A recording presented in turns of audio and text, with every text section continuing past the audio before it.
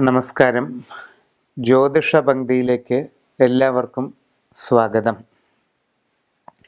യന്ത്രങ്ങളും രത്നങ്ങളും എന്ന വിഷയത്തെപ്പറ്റിയാണ് ഇന്ന് പ്രതിപാദിക്കുന്നത്. വിവിധ ഉദ്ദേശ്യങ്ങൾക്കായി താന്ത്രികമായ യന്ത്രങ്ങൾ എഴുതി പൂജ ചെയ്ത് ദേഹധാരണം നടത്തുന്നത് പൊതുവെ നൂറ്റാണ്ടുകളായി നമ്മുടെ നാട്ടിൽ നിലനിന്നു വരുന്ന ആചാരമാണ്. ജീവിതത്തിൻ്റെ ഓരോ സാഹചര്യങ്ങൾക്കനുസരിച്ച് ഓരോരോ ആവശ്യങ്ങൾക്കും ലക്ഷ്യപ്രാപ്തികൾക്കുമായി വ്യത്യസ്തങ്ങളായ ഓരോ യന്ത്രങ്ങൾ തയ്യാർ ചെയ്ത് ധരിക്കുന്നത് വളരെ പണ്ട് മുതൽക്കേ ഉള്ള നമ്മുടെ നാട്ടിലെ ഒരു ആചാരം തന്നെയാണ്. അശ്വതി മുതൽ രേവതി വരെയുള്ള 27 നാളുകാർക്കും അവരവരുടെ ഇപ്പോഴുള്ള ഗ്രഹസ്ഥിതി അനുസരിച്ച് ഉദ്ദേശിക്കുന്ന കാര്യസിദ്ധിക്ക് വേണ്ടിയും തൽക്കാല ക്ലേശ നിവാരണത്തിന് വേണ്ടിയുമൊക്കെ ഏതേത് യന്ത്രങ്ങൾ ധരിക്കാമെന്നും അത് എപ്രകാരം ഉപയോഗിക്കാമെന്നും വ്യക്തമാക്കുകയാണ് ഇന്ന് ചെയ്യുന്നത്.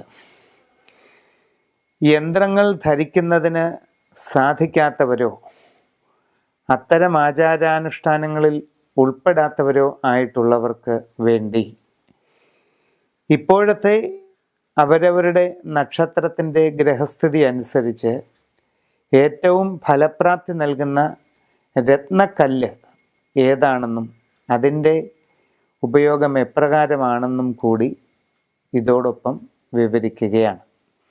അശ്വതി മുതൽ രേവതി വരെയുള്ള 27 നാളുകാരുടെയും യന്ത്രങ്ങളും രത്നങ്ങളും ഏതൊക്കെയാണ് ഇപ്പോൾ ഉപയോഗിക്കേണ്ടത് എന്ന് പറയുന്നു.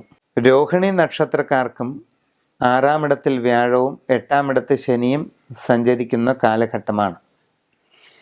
വളരെയധികം കാര്യതടസ്സങ്ങൾ, മനക്ലേശങ്ങൾ, ധനപരമായ നഷ്ടങ്ങൾ, ജീവിത രംഗത്ത് പലതരത്തിലുള്ള പരാജയങ്ങളും മാനസിക ബുദ്ധിമുട്ടുകളും എന്നിവയെല്ലാം അനുഭവിക്കാവുന്ന ഒരു സമയത്തിലൂടെയാണ് കടന്നു പോകുന്നത്. രോഹിണി നാളുകാർക്ക് മേൽപ്പറഞ്ഞ രീതിയിലുള്ള എല്ലാ പ്രയാസങ്ങളെയും മറികടക്കുന്നതിനും മനസ്സിൽ ആഗ്രഹിക്കുന്ന രീതിയിലുള്ള പുരോഗതിയും ജീവിതത്തിൽ ഉദ്ദേശിക്കുന്ന ലക്ഷ്യങ്ങളും നേടിയെടുക്കുന്നതിനുമായി വളരെ ശക്തിമത്തായ ജയദുർഗ യന്ത്രം ധരിക്കുക. യന്ത്രധാരണത്തിന് ബുദ്ധിമുട്ട് അനുഭവപ്പെടുന്നവർക്കായി വെൺപത്മരാഗം എന്ന രത്നക്കല്ല് കഴുത്തിൽ ലോക്കറ്റായി ധരിക്കുന്നത് വളരെയധികം പ്രയോജനം ചെയ്യുന്നു.